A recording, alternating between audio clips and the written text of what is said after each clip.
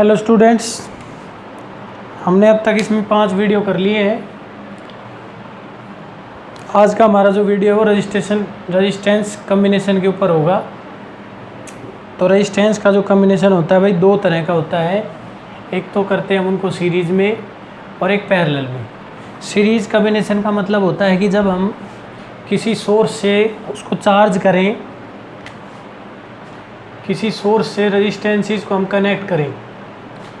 जैसे ये सोर्स था, ईएमएफ का सोर्स है या जिसको कहते हैं पोटेंशियल डिफरेंस का सोर्स है, तो ये जो करंट जाएगा इसमें से जाएगा। उसके बाद अगर ये सीरीज़ कॉम्बिनेशन है तो इसका जो करंट है वो सेम करंट इसमें ट्रांसफ़र हो जाएगा दूसरे में, फिर ये दूसरा रजिस्टेंस और इसका इसमें। मतलब कहने के बाद है कि एक के बाद एक रजिस्टेंसेस अगर हमारे पास आते हैं तो ये कॉम्बिनेशन हो जाएगा सीरीज़ कॉम्बिनेशन। यहाँ से जो करंट इसमें इंटर हुआ है सेम करंट इसमें इंटर होगा, सेम इसमें, फिर इसमें। इसका मतलब ये है कि करंट सभी रजिस्टेंसेस में सेम होता है। और पोटेंशियल डिफरेंस की बात करें तो क्योंकि करंट सेम होता है तो इस रेजिस्टेंस के 2 पॉइंट्स के बीच में, यानी कि इस रेजिस्टेंस का अगर हम वोल्ट मीटर लगाते हैं, यहाँ पे ऐसे वोल्ट मीटर कनेक्ट करते हैं तो ये वोल्ट मीटर जो रीडिंग देगा वो इस रजिस्टेंस के पोटेंशियल की देगा। इस दोनों के इसके एंड्स के बीच में जो पोटेंशियल ड्रॉप हुआ है उसकी रीडिंग हमें मिलेगी। इसमें करेंगे तो ये हमें इसकी रीडिंग देगा, और इसमें करते हैं तो ये हमें इसकी रीडिंग देता है। मतलब कहने का ये है कि करंट तो सेम होता है लेकिन पोटेंशियल डिफरेंस जो होता है दोनों के एंड्स के बीच में डिफरेंट होता है, क्योंकि रजिस्टेंस जो है वो एक रुकावट होती है तो करंट को रोकने की कोशिश करती है। लेकिन पोटेंशियल डिफरेंस डिफरेंट होने के कारण हमने करंट सेम रखना होता है तो पोटेंशियल डिफरेंस जो है वो चेंज हो जाता है। तो करंट को सेम रखने के लिए इसके अंदर पोटेंशियल डिफरेंस जो है वो कांस्टेंट रहेगा, तो डिफरेंट रहेगा, और करंट क्या रहेगा, सभी रजिस्टेंस में सेम रहेगा। तो इसलिए हम मान लेते हैं कि हमने 3 resistance R1, R2 and R3, 3 resistances, let 3 resistances, ये मान लिया हमने लेट 3 रजिस्टर्स जिनके रजिस्टेंसेस हैं, resistors of resistance R1, R2 and R3, R1, R2 and R3 are connected in series to a source of a potential difference, source of EMF अलग चीज़ होती है। यहाँ पे हमने इसके सोर्स है ना V मान लिया, source of potential difference V, यानी कि पोटेंशियल डिफरेंस जो है वो सेम है इसका। अब जो है रजिस्टेंसेस के बीच में पोटेंशियल डिफरेंस डिफरेंट होगा, करंट सेम रहेगा। Let I is equal to current in the circuit, current flowing in circuit में जो करंट फ्लो हो रहा है वो इतना है I, और मान लिया कि V1 is equal to potential difference of R1, similarly V2 potential difference of a R2, और similarly V3 is equal to potential difference of a R3। But total जो पोटेंशियल होना है वो तीनों के जोड़ के बराबर होना है, V1 is equal to V2 plus V3। मतलब हम तीनों रेजिस्टेंस में अगर वोल्ट मीटर लगाएंगे तो सबकी रीडिंग अलग अलग आएगी, लेकिन इनका जो जोड़ होगा वो दोनों का सम होगा, तीनों का सम होगा, मतलब तीनों रेजिस्टेंसेस का। और वो तीनों का जो सम है ना वो किसके बराबर होगा, वो बराबर होगा नेट पोटेंशियल डिफरेंस जो है, ये इस 2 एंड्स के बीच में जो पोटेंशियल डिफरेंस ड्रॉप हो रहा है वो V है, तो उसकी जो नेट रीडिंग होगी इस V के बराबर होगी। सोर्स से ज़्यादा उसका पोटेंशियल डिफरेंस नहीं होगा। तो इसलिए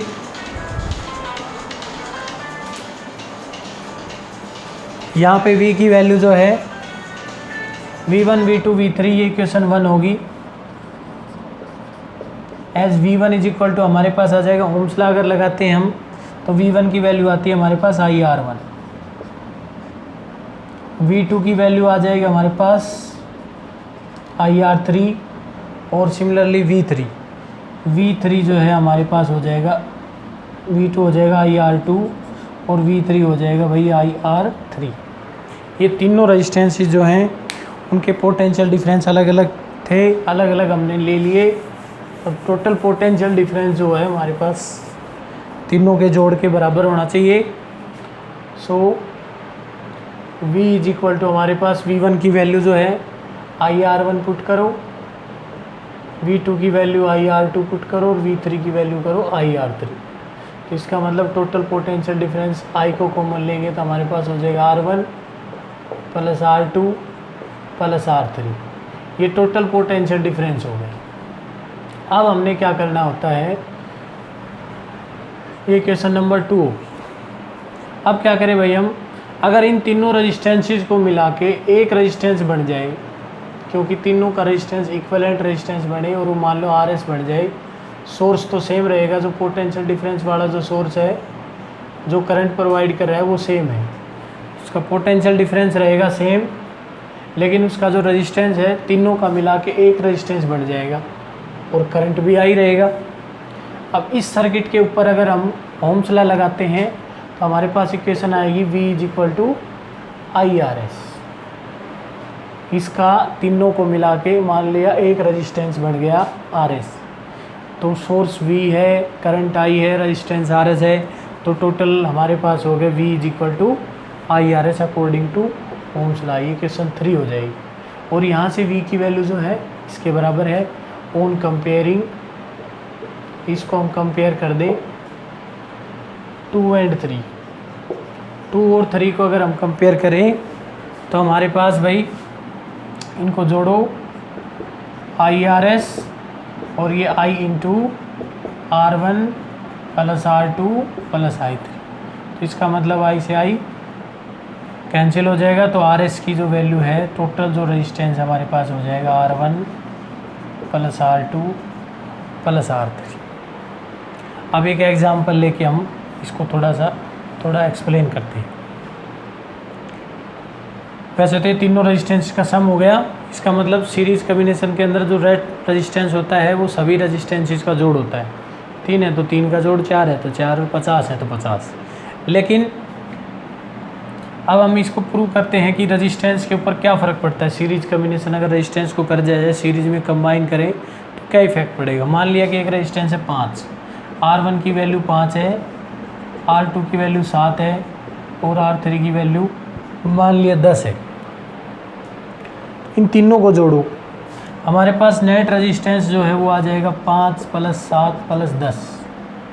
इसका मतलब RS की वैल्यू आ जाएगी हमारे पास 22 ओम का रेजिस्टेंस हो गया टोटल।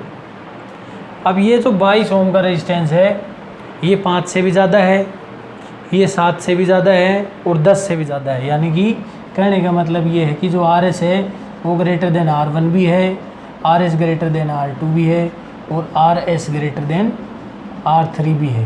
कहने का मतलब ये हो गया कि जो रेजिस्टेंसेस का सीरीज़ कॉम्बिनेशन होता है उसमें इक्विवेलेंट रेजिस्टेंस जो होता है ना वो बढ़ जाता है इंडिविजुअल से। मतलब जो इंडिविजुअल रेजिस्टेंसेस हमारे पास 5 7 ये लिए थे, तो जो रिजल्टेंट रेजिस्टेंस होगा वो ग्रेटर देन 3 हो जाएगा, यानी कि तीनों से ज़्यादा होगा, तीनों के जोड़ के बराबर होगा।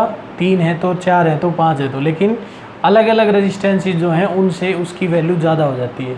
तो सीरीज़ कॉम्बिनेशन में इक्विवेलेंट रेजिस्टेंस बढ़ जाता है, और अगर रेजिस्टेंस बढ़ जाता है तो करंट जो है वो घट जाएगा, यानी कि जो एनर्जी जो होगी वो ज़्यादा खर्च हो जाएगी हीट की टर्म में, मतलब हमें आउटपुट कम मिलेगी उस सर्किट की। इसलिए रेजिस्टेंसेस जो होते हैं उनको सीरीज़ कॉम्बिनेशन में ज़्यादा हीट या ज़्यादा एनर्जी हीट के रूप में पैदा करने के लिए यूज किया जाता है। घर के जो सर्किट होते हैं उनमें कभी भी सीरीज़ नहीं यूज़ की जाती। दूसरी बात जो है, सीरीज़ कॉम्बिनेशन के अंदर हमने देख लिया कि इनका जोड़ है, ये सर्किट दिखाई दे रहा है, इनमें अगर कहीं पर भी एक बार सर्किट ब्रेक हो जाए तो करंट ब्रेक हो जाता है। इसका मतलब ये हुआ कि ये सर्किट टूट जाता है। सर्किट टूट जाएगा तो जहाँ से भी सर्किट टूटा है सारे इंस्ट्रूमेंट जो है ना बंद हो जाएंगे, सारे के सारे। इसका मतलब ये है कि अगर घर के अप्लाइंसेस को सीरीज सर्किट में यूज़ करते हैं तो 2 नुकसान होते हैं। एक तो रजिस्टेंस बढ़ जाता है।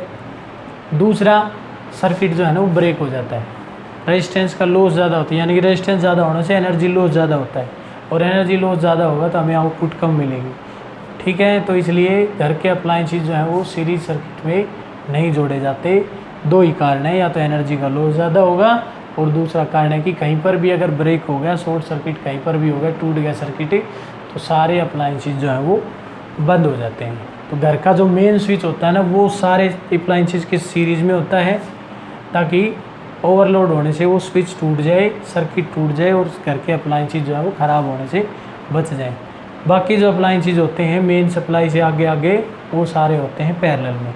अब हम करते हैं पैरेलल कॉम्बिनेशन। उसके बाद यदि सारे रजिस्टेंसेस बराबर हों, if R1 is equal to R2 is equal to R3 is equal to R, तो इसका मतलब ये हुआ कि RS की वैल्यू हो जाएगी R plus R plus R, यानी कि RS इज इक्वल टू हो गया 3R। और ऐसे ऐसे n रजिस्टेंसेज हों, यानी कि यहाँ तो तीन है, n की वैल्यू 3 है, और अगर n की वैल्यू 20 हो तो 20R हो जाएगा। कहने का मतलब है for n equal resistances n की वैल्यू R की वैल्यू जो है NR हो जाए, यानी कि n टाइम्स R हो जाए।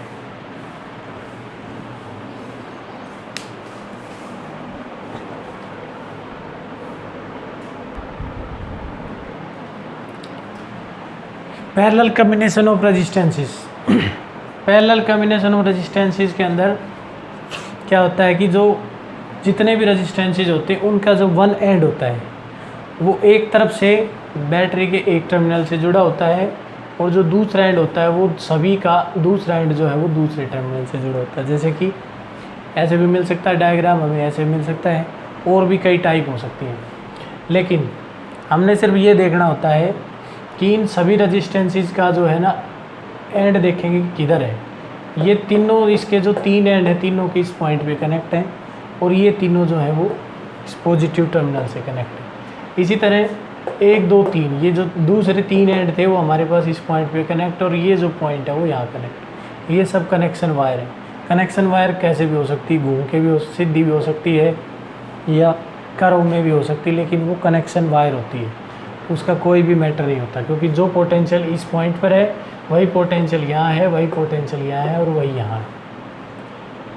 इसका मतलब अगर रजिस्टेंसेस के एक एंड, रजिस्टेंसेस के जो एक एंड होते हैं वो एक तरफ जुड़े, और जो दूसरे एंड होते हैं वो दूसरी तरफ जुड़े, यानी कि one end of all resistances connected to the one terminal of the battery, and the other end of the all resistances connected to the other terminal of the battery external source, then the combination is said to be in parallel.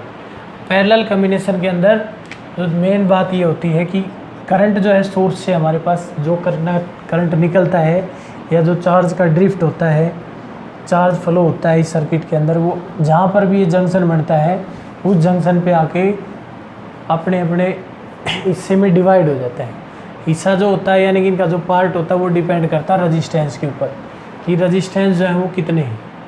जो circuit जो तीनों ये branches बनी हैं, 2 भी बन सकती, 5 भी बन सकती, लेकिन जितनी भी ब्रांचेज बने करंट अलग अलग ब्रांच में अलग अलग होगा अकॉर्डिंग टू देयर रजिस्टेंसेस। रुकावट जितनी ज़्यादा होगी उस रजिस्टेंस का करंट उतना ही कम होगा, रुकावट जितनी कम होगी करंट उसी सर्किट का उतना ही ज़्यादा हो जाएगा। मतलब करंट जो है वो प्रोपोर्शन टू द रजिस्टेंस के प्रोपोर्शन के अंदर फ्लो होता है, लेकिन पोटेंशियल डिफरेंस सेम होता है। मैंने बताया कि चाहे ये 2 पॉइंट हो, चाहे ये 2 पॉइंट हो, चाहे ये हो, चाहे ये हो, चाहे ये पॉइंट हो, ये हो, चाहे कैसे हो, ये सारे कनेक्शन वायर हैं।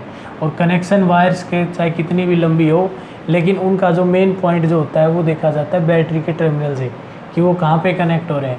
अब ये सभी रजिस्टेंसेज एक ही पॉइंट पे कनेक्ट हो रहे हैं, तो इनका सभी का पोटेंशियल जो है वो सेम होगा, यानी कि इन 2 पॉइंट्स के बीच में, इन 2 पॉइंट्स के बीच में, या इन 2 पॉइंट्स के बीच में, या इन 2 पॉइंट्स के बीच में, इनके बीच में potential difference will be same.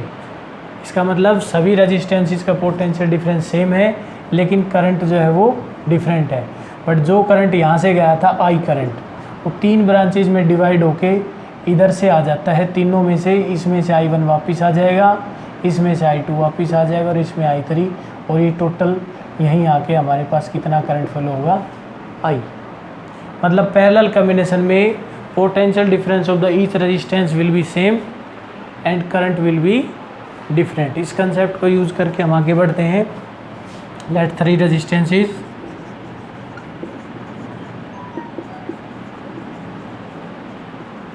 Are connected in parallel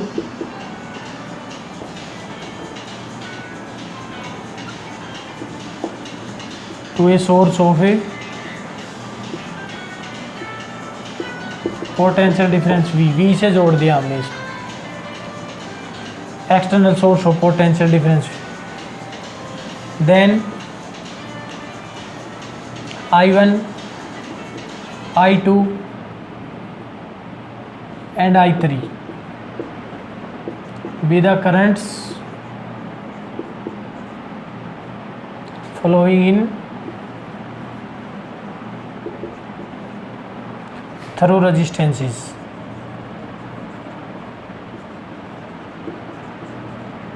ये करंट रेजिस्टेंसेस में फ्लो हो रहे हैं।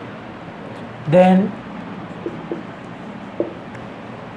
I is equal to I1 plus I2 plus I3, ये फर्स्ट इक्वेशन हो जाएगी।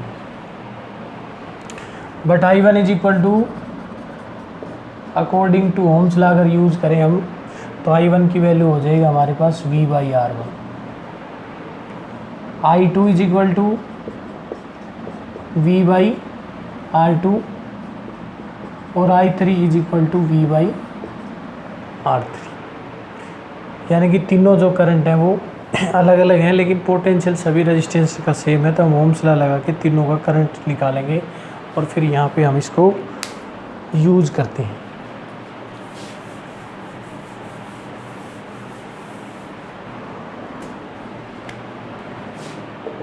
Therefore I is equal to V/R1, V/R2,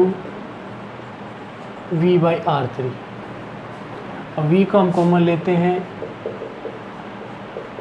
1/R1, 1/R2 plus 1/R3। ये equation हो जाएगी हमारे पास 2।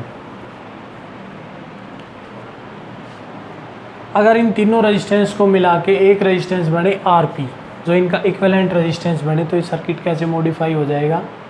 सेम तरीका हमने जो है रेजिस्टेंस कम्बिनेशन के प्रॉब्लम सोल्व करते हुए करना है कि जो सीरीज़ में बने उनका इकट्ठा करना होता है, पैरेलल के अकॉर्डिंग उनका इकट्ठा करना होता है, और हम सर्किट को सोल्व करते चले जाते हैं।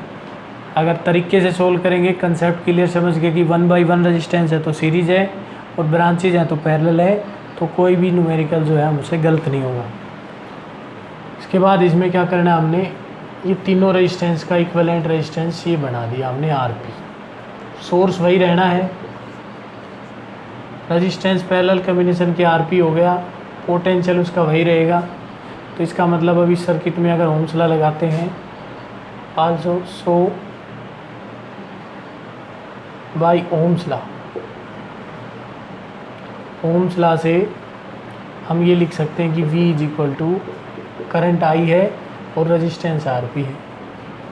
Therefore RP is equal to हो जाएगा हमारे पास V/, हमने I की वैल्यू निकाल ली भाई, I is equal to V/RP। ये इक्वेशन नंबर हो जाएगी 3।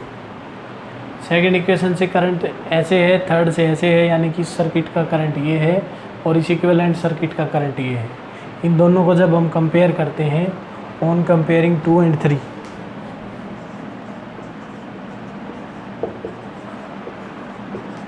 दो और 3 को जब हम कंपेयर करें तो हमें मिलेगा V/RP is equal to V into 1/R1 plus 1/R2 plus 1/R3। तो V से V कैंसिल, रिजल्टेंट रेजिस्टेंस हो गया हमारे पास 1/R1 प्लस 1/R2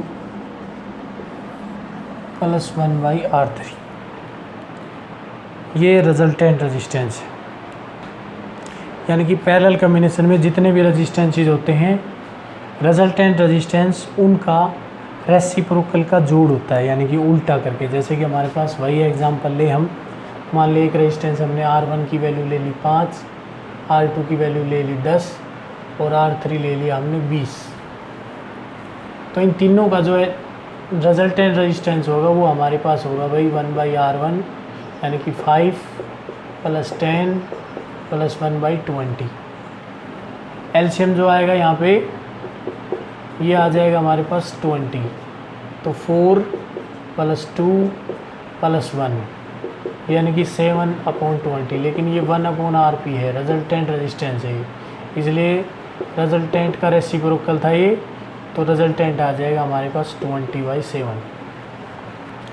20/7 को अगर हम सोल्व करते हैं तो ये आता है हमारे पास 2.8, लगभग 2.88 जो है 2.82 या 2.8 के करीब ही कर लें। तो हम यहाँ से देखते हैं कि हमने जो रेजिस्टेंस लिए थे वो लिए थे 5, 10, 20, 5, 10, 20, और रिजल्टेंट रेजिस्टेंस आया वो आया हमारे पास 2.8, यानी कि इस सर्किट का इक्विवेलेंट रेजिस्टेंस जो है वो इंडिविजुअल रेजिस्टेंसेस से घट जाता है। 2.8 जो है वो 5 से भी कम है, 10 से भी कम है और 20 से भी कम है। तो पैरेलल कॉम्बिनेशन के अंदर जो इक्विवेलेंट रेजिस्टेंस होगा वो डिक्रीज़ होता है, इसलिए घर के अप्लायंस जो होते हैं वो पैरेलल कॉम्बिनेशन में जोड़े जाते हैं ताकि आउटपुट जो है वो हमें ज़्यादा मिले, एनर्जी का खर्च हीट के रूप में कम हो। अगर आउटपुट ज़्यादा मिलेगी तो एनर्जी जो है हीट के रूप में कम खर्च होगी, और रेजिस्टेंसेस जो है वो कम होंगे तो करंट आसानी से फ्लो करेगा, सर्किट भी जो है वो ज़्यादा गर्म नहीं होगा हीट के कारण और ब्रेक नहीं होगा। और मान लिया कोई एक आधा सर्किट है जिसमें देखते हैं अगर ब्रेक हो जाता है, तो जैसे ये इस रेजिस्टेंस का सर्किट ब्रेक हो जाता है तो करंट 2 के अंदर तो कंटिन्यू फ्लो होता रहेगा। अगर यहाँ से सर्किट ब्रेक हो गया तो करंट जो है 2 रेजिस्टेंसेस के अंदर फ्लो करता रहेगा। मतलब एक अप्लायंस अगर हमारा ख़राब हो जाता है तो बाकी के अप्लायंसेस जो है वो चलते रहते हैं। तो इसलिए होम अप्लायंसेस को पैरेलल कॉम्बिनेशन में जोड़ा जाता है। पैरेलल कॉम्बिनेशन का रेजिस्टेंस कम होता है इंडिविजुअल से। और अब लेते हैं हम तीनों के इक्वल का फार्मूला। यदि हम ये मान लें कि R1 = R2 = R3 = R, then हमारे पास इक्विवेलेंट रेजिस्टेंस जो है वो हो जाएगा RP। 1/RP से करते हैं हम, 1/RP = 1/R + 1/R + 1/R, यानी कि ये हो जाएगा हमारे पास 3/R। लेकिन इसका इक्वल रेसिप्रोकल करें तो RP की वैल्यू हो जाएगी R/3। मतलब 3 रेजिस्टेंस अगर हमने इक्वल लिए तो रिजल्टेंट हो गया 3rd टाइम्स 1/3 टाइम्स। और अगर हम n रेजिस्टेंसेस लेते हैं तो हमारे पास रिजल्टेंट हो जाएगा R/n। n equal resistances in parallel combination, तो RP = n हो जाएगा, R/n हो जाएगा।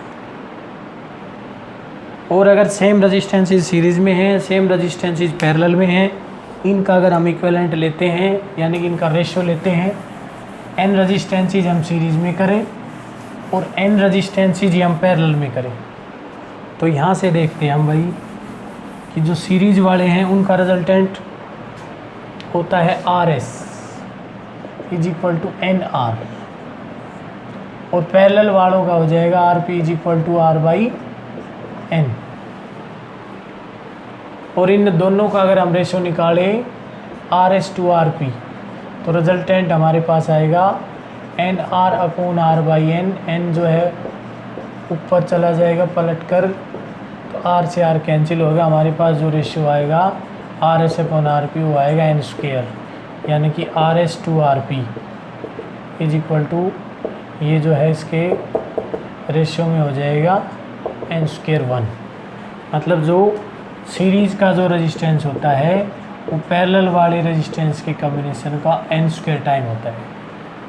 मतलब 5 रेजिस्टेंसेस अगर हम सीरीज़ में जोड़े, पाँचों को ही पैरेलल में जोड़े, इक्विवेलेंट के लिए है ये।